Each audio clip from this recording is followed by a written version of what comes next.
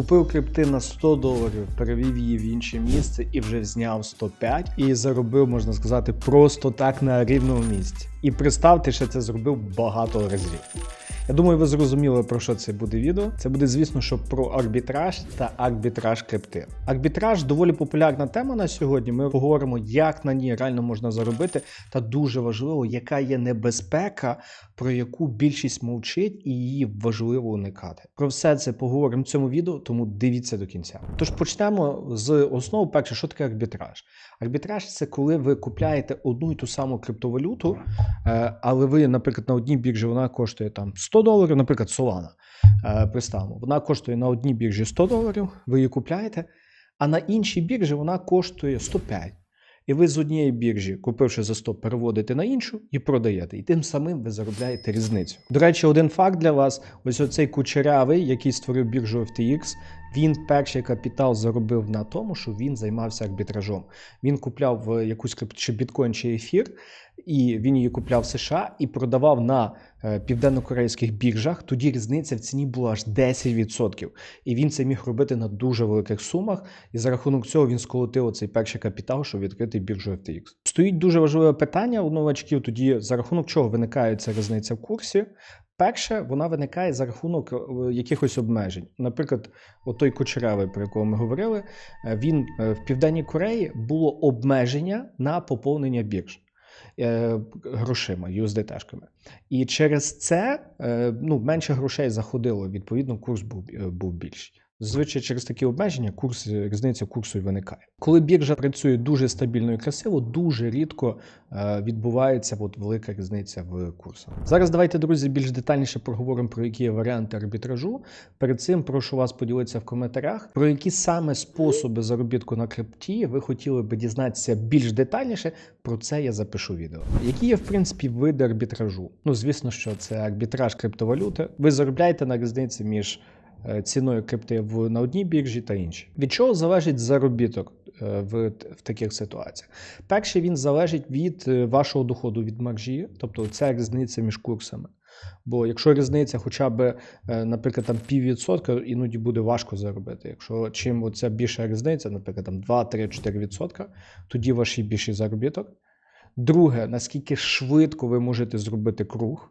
Круг – це у вас є USDT, наприклад, на Binance, ви купили якусь монетку, перевели її на якийсь гаманець і продали її там. І потім назад вернули USDT на Binance. Оце є круг. І третій компонент – це, звісно, що ваш капітал. Ви можете це робити на $100, можете на 1000, можете на 10 тисяч. Тобто від цих компонентів залежить, чим більший капітал, чим швидше і більша маржа, тим більше ви заробляєте. Наступний варіант, друзі, це є P2P арбітраж. P2P арбітраж – це коли ми купуємо криптовалюту звичайних людей за вигідним курсом і потім продаємо їх на P2P.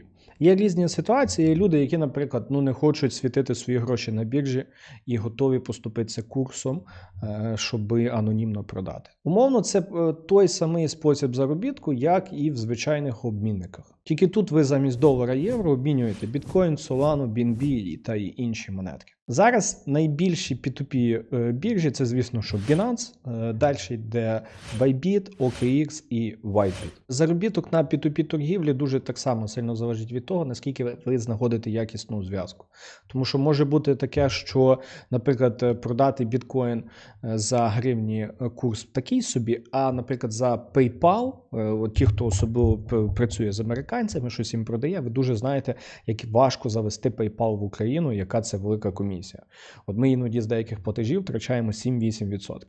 А є люди, які готові приймати, наприклад, PayPal, і відповідно ви можете тим самим обмінювати і економити оцю величезну комісію. Друзі, прямо зараз поставте лайк та підпишіться на цей канал, тому що ми створюємо для вас багато контенту, який поможе вам заробляти на криптовалюті, вчитися трейдити і бути прибутковими. Ваша підписка – це найкраща підтримка. Які найчастіші помилки роблять новачки в арбітражі? Перше, це зразу закидують всі гроші, які є.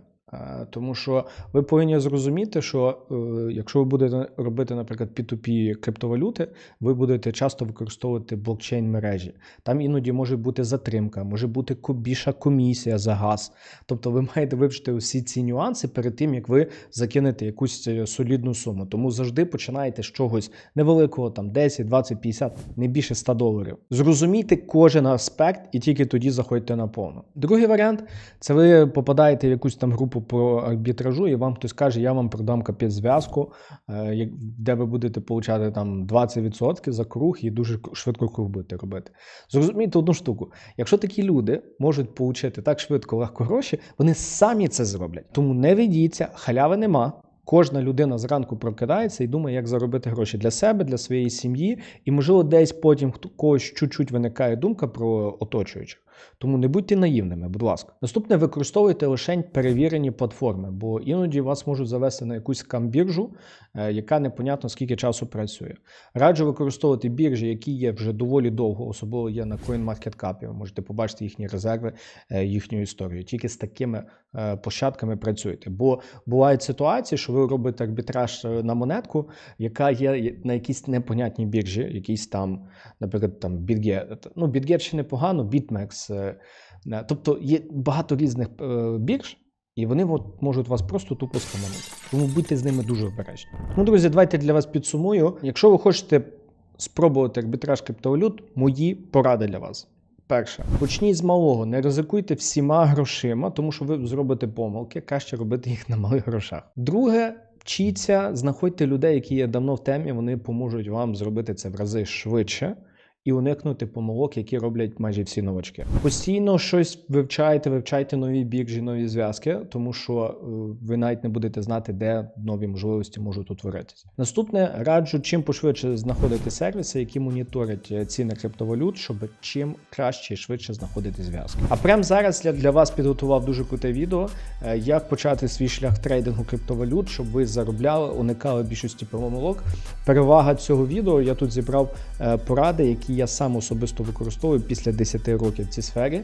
Ви зможете уникнути більшості помилок і робити перші кроки до гарного заробітку. До зустрічі!